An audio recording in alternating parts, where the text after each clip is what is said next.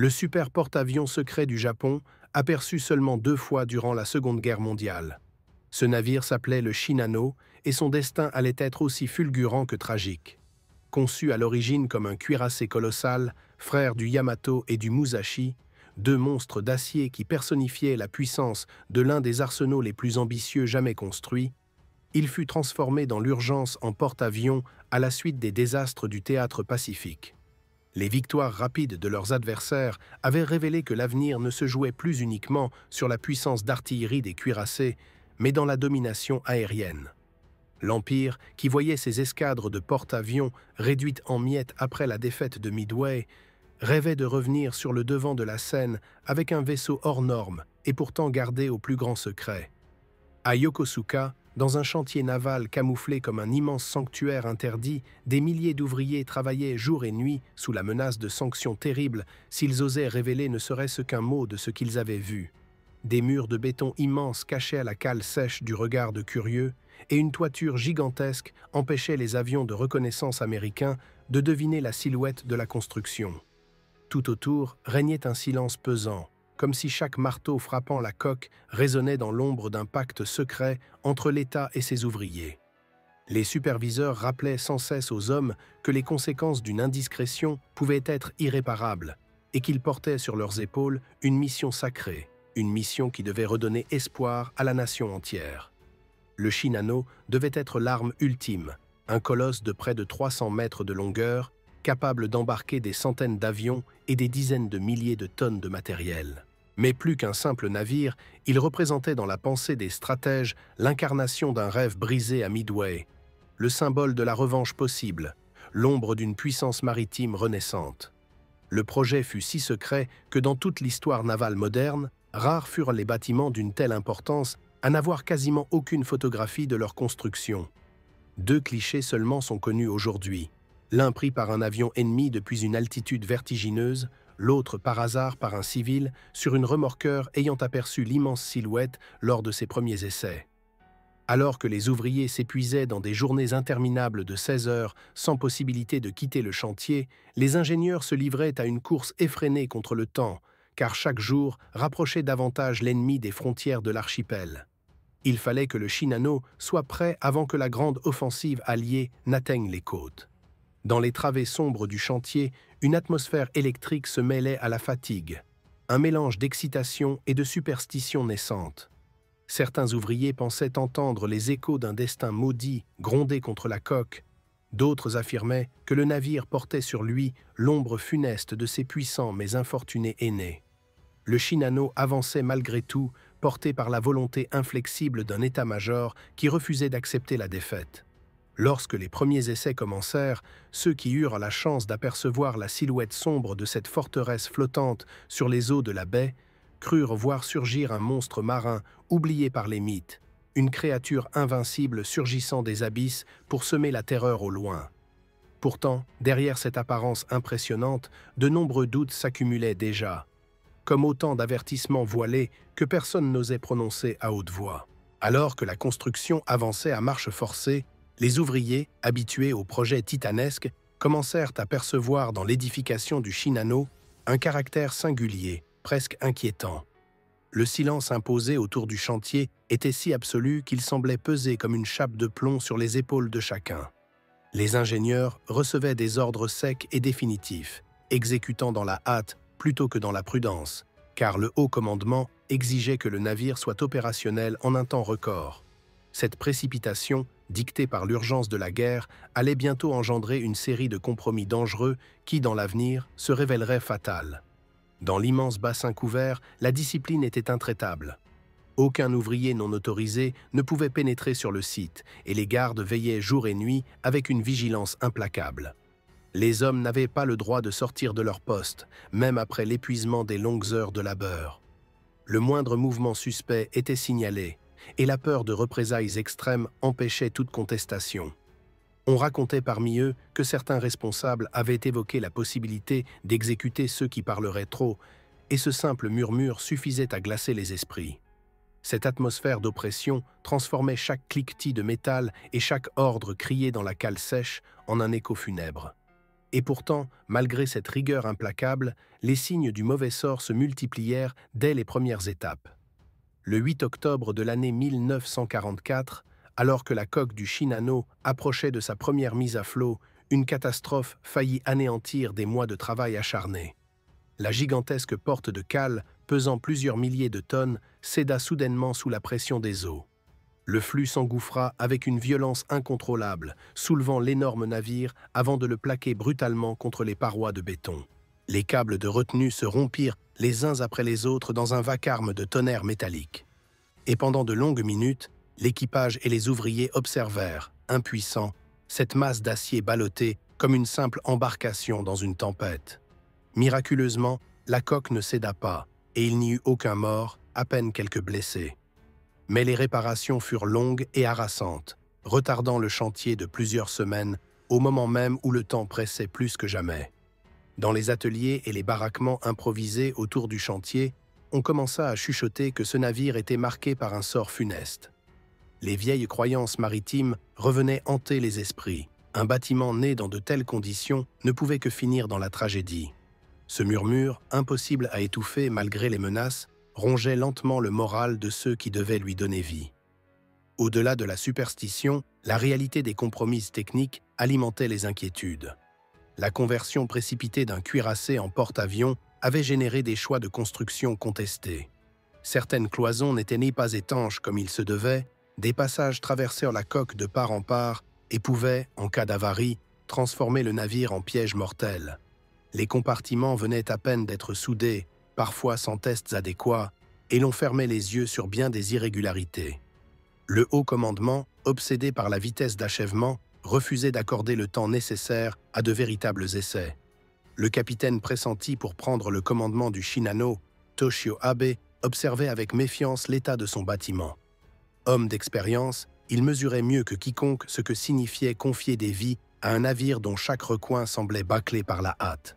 Ses premiers rapports faisaient état de doutes sur la résistance des compartiments, sur l'étanchéité incertaine, sur l'absence inquiétante de dispositifs anti-incendie opérationnels. Mais ses supérieurs balayèrent ces inquiétudes d'un revers ferme. Leur logique était implacable. L'Empire n'avait plus le luxe de perfectionner, il fallait avancer, et vite.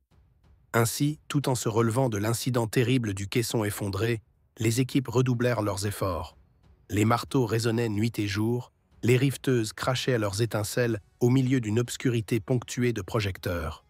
Le Shinano, tel un monstre en gestation, grandissait dans sa coquille de béton, imposant et fascinant, mais portant déjà en lui les failles d'un avenir incertain. Lorsque le Shinano fut officiellement remis à la flotte à la fin du mois de novembre de l'année 1944, il donnait l'illusion de la puissance et de l'invincibilité, mais derrière sa silhouette audacieuse se cachait une vérité inquiétante. Il n'était en réalité pas entièrement prêt. Contrairement à ce qui devait être la règle pour un porte-avions aussi gigantesque, les tests de sécurité les plus essentiels n'avaient pas été conduits jusqu'au bout. Les cloisons supposées garantir l'étanchéité des compartiments n'avaient pas toutes été soumises aux pressions nécessaires, et certaines laissaient déjà deviner des fragilités qui pouvaient s'avérer fatales en cas de torpillage. Plus inquiétant encore, les passages internes, aménagés en toute hâte, rendaient malaisée la circulation rapide des hommes d'équipage lors d'une urgence. À bord, les officiers les plus attentifs savaient que quelque chose clochait.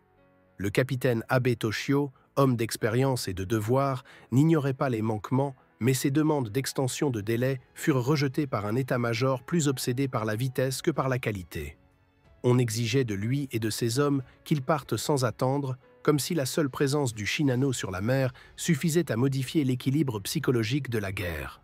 Le message implicite était limpide. Ce navire n'était pas seulement une arme, c'était un symbole destiné à impressionner l'ennemi. Mais la réalité matérielle ne pardonne pas aux illusions. Les mécaniciens eux-mêmes constataient des dysfonctionnements qui les plongeaient dans l'angoisse. Sur les 12 chaudières censées fournir la puissance colossale du bâtiment, seules 8 étaient opérationnelles, et parmi celles-ci, 6 seulement pouvaient fonctionner en continu sans risque de panne. Les pompes à incendie, essentielles pour lutter contre un sinistre toujours possible en mer, étaient encore dépourvues de certaines connexions vitales. Le navire, qui devait être la forteresse la plus sûre de la flotte, ressemblait à une citadelle inachevée. Une colossale promesse dont les fondations restaient mal assurées. Pour l'équipage, la pression psychologique était immense. Plus de 2000 marins avaient rejoint le navire, auquel s'ajoutaient environ 300 ouvriers du chantier naval envoyés pour poursuivre les finitions en pleine traversée, et encore 40 civils, gardés à bord afin d'assister à l'installation des derniers équipements. Cette situation inédite créait une atmosphère bizarre, où militaires et civils cohabitaient dans les entrailles d'un monstre d'acier lancé malgré lui dans les dangers d'un théâtre de guerre. Beaucoup de ces hommes pressentaient qu'ils embarquaient sur une mission hasardeuse, presque suicidaire, mais aucun n'osait remettre en cause le devoir. Dans les salons et les dortoirs, on entretenait un optimisme forcé, mais le silence était lourd, ponctué seulement par le grondement métallique des chaudières et les craquements de la coque encore fraîchement assemblée. Quand le Shinano appareilla de Yokosuka à la fin de novembre, il ne transportait pas la grande flotte d'avions qui devait illustrer sa puissance, mais une cargaison particulière. Des torpilles, du matériel aéronautique, plusieurs engins spéciaux et notamment des fusées guidées kamikazes. Loin d'être utilisé comme un porte-avions au sens classique du terme, le Shinano ressemblait davantage à un gigantesque vaisseau de soutien. Un transporteur armé destiné à fournir à d'autres unités ce que celles-ci ne pouvaient plus produire elles-mêmes. Les marins les plus superstitieux murmuraient que ce départ précipité équivalait à jeter un dé dans le vide, comme si l'état-major se fiait davantage à la chance qu'à la technique. Pourtant, l'ordre était formel. Le Shinano devait partir et rejoindre le port de Kure pour terminer ses préparatifs avant de filer plus au sud, participer à la défense désespérée de l'archipel. Sur ses flancs, 3 destroyers l'accompagnaient en escorte, mais chacun connaissait la vérité. Ces navires rapides et nerveux ne suffiraient peut-être pas à protéger le colosse si un sous-marin ennemi venait à le surprendre. Les hommes fixèrent la mer, certains mus par une foi inaltérable dans l'idée que leur mission sauverait le pays, d'autres prisonniers d'un doute qu'ils n'osèrent pas partager. Ainsi s'amorçait le voyage du Shinano, la traversée initiale qui allait déterminer si ce rêve d'acier survivrait à sa première épreuve ou s'il rejoindrait rapidement la légende tragique des créations trop grandes pour être vraies. Le soir du 28 novembre, le Shinano fendait lentement les eaux noires, escorté de ses fidèles destroyers. Depuis la passerelle, le capitaine Abe observait la mer agitée avec une gravité qui ne quittait plus son visage. La nuit était d'encre, percée par le rugissement des machines et le clapotis régulier, et chacun à bord sentait la lourde pression qui accompagne les premières heures d'une mission où rien n'avait encore été éprouvé. À chaque bruit suspect de la coque, à chaque vibration de chaudière, les marins fixaient les parois comme s'ils craignaient d'y voir apparaître une fissure. L'inconfort psychologique était palpable, comme si ce géant d'acier transportait déjà trop de secrets et de doutes pour flotter sereinement. L'escadre faisait route vers Kure, où le Shinano devait enfin être achevé et renforcé. Mais la traversée, estimée à 16 heures seulement, allait se révéler bien plus périlleuse que prévu. Dans le silence tendu de cette nuit d'automne, un autre acteur invisible avançait dans les profondeurs. À plusieurs milles de distance, tapi dans l'ombre, le sous-marin américain Archer Fish, commandé par le capitaine Joseph Enright, traquait la mer avec ses instruments précis. Sur son radar, l'écho apparut soudain, énorme, démesuré, presque irréel. Enright et ses hommes comprirent immédiatement qu'ils n'avaient pas affaire à un navire ordinaire. Ils tenaient en ligne de mire une cible exceptionnelle, une proie d'une valeur inestimable. L'ordre fut donné à l'équipage du Shinano de suivre un cap zigzagant pour éviter les embuscades, ce qui avait pour effet de freiner considérablement sa vitesse. C'est précisément cette précaution, destinée à contrer les attaques sous-marines, qui permit à l'Archerfish de maintenir sa poursuite. Pendant de longues heures, un duel silencieux se joua dans de vastes étendues d'eau. Le colosse avançait à la surface, escorté par ses destroyers nerveux, tandis que dans les ténèbres abyssales, le chasseur d'acier américain attendait l'occasion parfaite. À bord du Shinano, certains officiers, familiers des pratiques de guerre sous-marine, pressentaient une présence. Les destroyers d'escorte détectèrent un contact incertain et rompirent brièvement la formation pour enquêter. Mais le capitaine Abe, craignant un piège, ordonna au navire de retour de se rallier. Il craignait un guet-apens plus vaste où un groupe entier de sous-marins aurait pu attirer ses escortes à l'écart pour isoler le Shinano. Cette prudence allait paradoxalement offrir aux chasseurs solitaires l'ouverture rêvée. Dans le ventre sombre de l'Archerfish, le capitaine Enright préparait son mouvement final.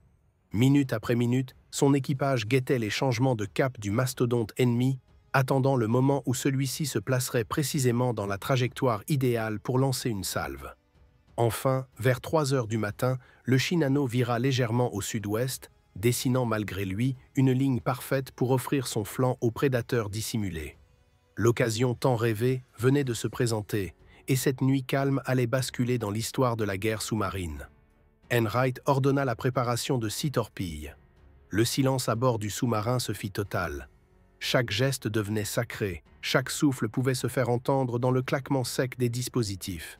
Puis, à peine un quart d'heure après ce virage fatidique, toutes furent lancées, projetées dans l'océan avec la précision glaciale du métal contre le métal. Enright plongea son navire à grande profondeur, anticipant la riposte des destroyers, tandis que ses torpilles filaient déjà vers leur cible massive dans un froissement invisible d'écume. Sur le pont du Shinano, nul ne vit venir le danger. Dans la salle des cartes, dans les coursives, dans les cabines mal éclairées par des lampes fatiguées, des centaines d'hommes vivaient encore dans l'illusion d'un départ maîtrisé, ignorant que la mort les guettait déjà sous la surface obscure. Quelques minutes seulement séparaient le géant de son premier grand choc, et chacun, sans le savoir, avançait vers la rencontre fatale avec le bruit sourd des torpilles frappant la coque. À 3h15 du matin, l'océan sembla retenir sa respiration.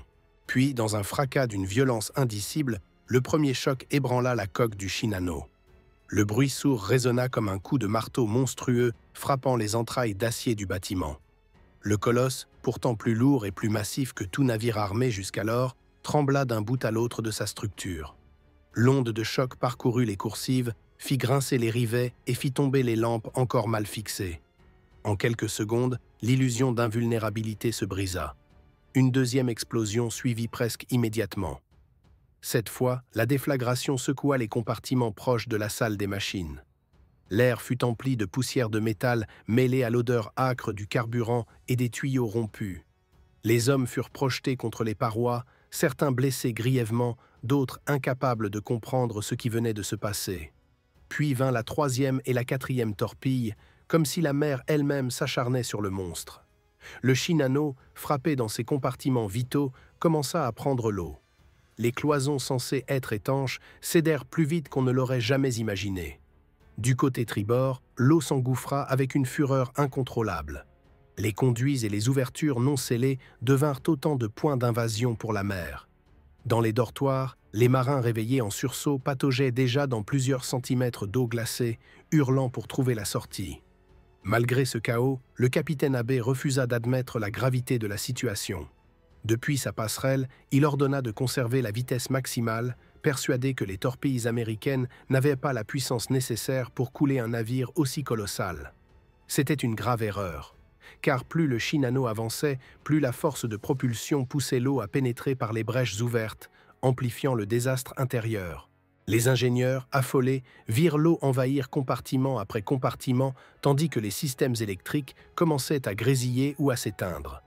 Dans les profondeurs, la lumière se fit rare.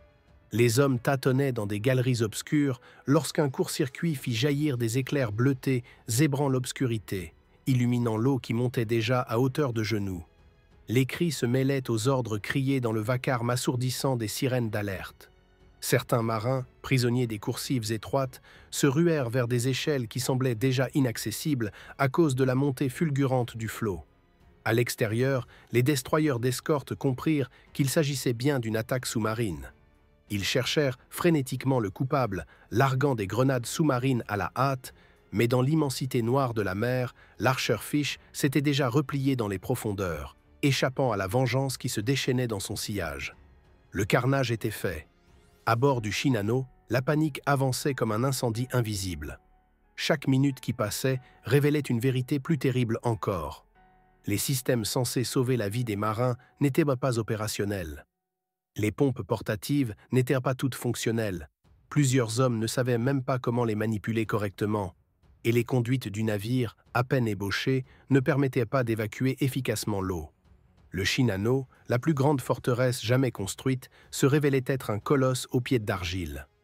Sous le ciel sans lune, ce navire que l'on croyait destiné à renverser le cours de la guerre commençait à s'incliner, lentement mais inexorablement, comme une bête de fer mortellement blessée, luttant dans l'océan contre une fin déjà tracée. Au cœur du tumulte, alors que les 4 torpilles semblaient avoir arraché au Shinano son âme d'acier, le capitaine Abe se tenait toujours droit sur sa passerelle. Ses yeux restaient fixés sur l'horizon obscur, comme si refuser de regarder la réalité pouvait forcer le destin à lui obéir.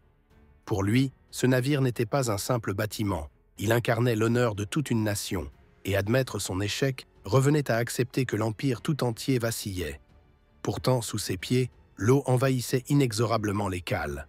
Des hommes essayaient de manœuvrer les pompes improvisées, mais soit elles refusaient de se mettre en marche, soit elles étaient utilisées maladroitement, le plus souvent inefficacement.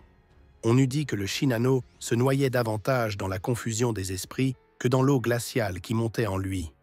Dans les coursives, certains officiers criaient des ordres désespérés pour organiser des chaînes humaines afin d'isoler les compartiments touchés. Des marins fermèrent les portes étanches, mais ces dernières, mal testées ou mal fixées, laissaient passer l'eau comme si la mer se riait de toute précaution humaine. Les torches électriques vacillaient, plongeant des sections entières dans l'obscurité.